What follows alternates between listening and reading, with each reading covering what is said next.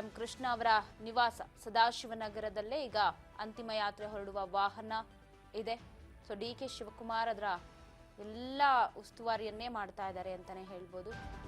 So ಮದ್ದೂರಿನಲ್ಲಿ ಜನಿಸಿದವರು ವಿದೇಶದವರೆಗೂ ಕೂಡ ಹೆಸರುವಾಸಿಯಾಗಿದ್ರು.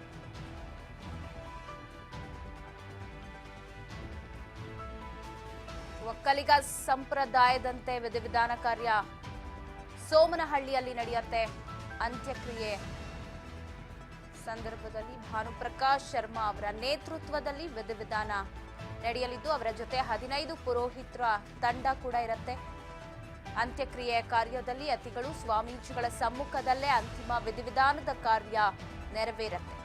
ಒಕ್ಕಲಿಗ ಸಂಪ್ರದಾಯದಂತೆ SMK ಅಂತ್ಯ ಸಂಸ್ಕಾರ ನಡೆಯುತ್ತೆ. ಈಗಾಗಲೇ ಅಲ್ಲಿ ಸಿಮೆಂಟ್ನಿಂದ ಕಟ್ಟೆ ರೀತಿಯಲ್ಲಿ ಕಟ್ಟಿ ನಿರ್ಮಾಣವನ್ನ ಮಾಡಿದ್ದಾರೆ. ಆ ಸಿಮೆಂಟಿನ ಕಟ್ಟೆ ಮೇಲೇನೆ ಕಟ್ಟಿಗೆಗಳನ್ನ ಶ್ರೀಗಂಧದ ಕಟ್ಟಿಗೆಗಳನ್ನಿಟ್ಟು ಪಂಚಭೂತಗಳಲ್ಲಿ ಲೀನವಾಗಿಸಲಾಗುತ್ತೆ. ಸೊ ಅದಕ್ಕೆಲ್ಲ ರೀತಿಯ ಸಿದ್ಧತೆ ಈಗ ಭಾನುಪ್ರಕಾಶ್ ಶರ್ಮಾ ಅವರಿಂದ ನಡೀತಾ ಇದ್ದು ವಿವಿಧ ಬಗೆಯ ಹೂಗಳನ್ನ ಅಂತ್ಯಕ್ರಿಯೆಗೆ ಬಳಸ್ತಾರೆ. ಶ್ರೀಗಂಧದ ಚಕ್ಕೆಗಳನ್ನ ಕೂಡ ಅಂತ್ಯಕ್ರಿಯೆಗೆ ಬಳಸಲಾಗುತ್ತೆ ಅನ್ನೋ ಮಾಹಿತಿ ಇದೆ. ಸೊ ಎಲ್ಲ ಸಕಲ ಸಿದ್ಧತೆಗಳು ಕೂಡ ನಡೆದಿದ್ದು ಸಕಲ ಸರ್ಕಾರಿ ಗೌರವಗಳೊಂದಿಗೆ ಅಂತ್ಯಕ್ರಿಯೆ ನಡೆಯುತ್ತೆ.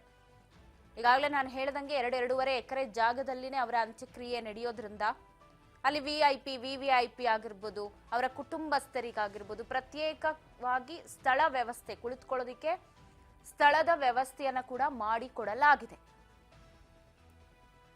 ಇನ್ನೇನು ಕೆಲ ಕ್ಷಣಗಳಲ್ಲೇ 8 ಗಂಟೆ ಅಂತ ಹೇಳಿದ್ರು, ಇನ್ನೂ ಅಲ್ಲಿ ಸಿದ್ಧತೆ ನಡೀತಾ ಇದೆ.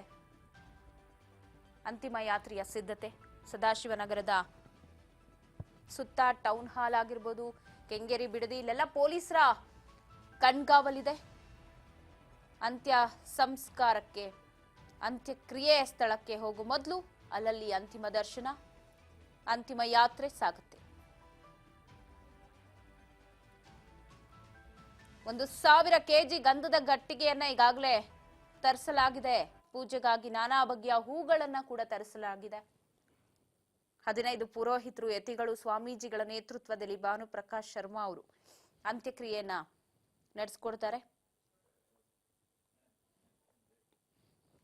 ನಾನು ಕೆಲವು ಕ್ಷಣಗಳಲ್ಲೇ ದೇಶ ಕಂಡ ಧೀಮಂತ ನಾಯಕನ ಅಂತಿಮ ಯಾತ್ರೆ ಸಾಗುತ್ತೆ.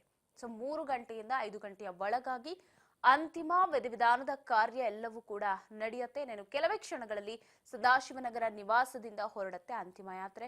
ಸೊ ನೋಡ್ತಾ ಹೋಗೋಣ ಎಲ್ಲಿ ಯಾವ ರೀತಿಯಾದಂತಹ ದರ್ಶನವನ್ನ ಪಡೆದುಕೊಳ್ತಾರೆ. ಯಾಕಂದ್ರೆ ಸಾಕಷ್ಟು ಜನ ಮಾಜಿ ಸಿಎಂ ಎಂ ಕೃಷ್ಣ ಅವರನ್ನ ಅಂತಿಮವಾಗಿ ನೋಡ್ಬೇಕು ಅಂತ ಕಾಯ್ತಾ ಇದ್ದಾರೆ.